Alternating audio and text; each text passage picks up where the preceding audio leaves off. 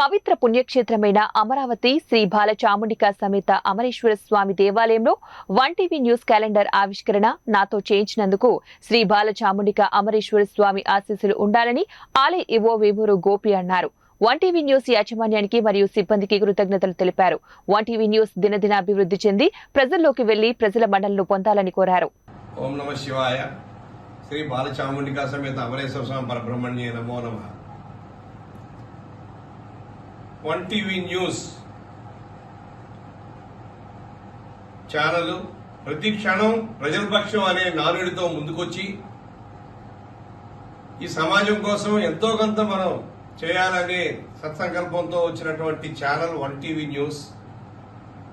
ఎప్పటికప్పుడు సమాచారం అందించాలందరికనే దృక్పథంతో చేస్తున్నటువంటి ఛానల్ 2024 సంవత్సరం క్యాలెండర్ని, ఆ సంస్థ నుంచి వెలువడిన క్యాలెండర్ని ఆవిష్కరిస్తున్నందుకు చాలా ఆనందదాయకంగా ఉంది.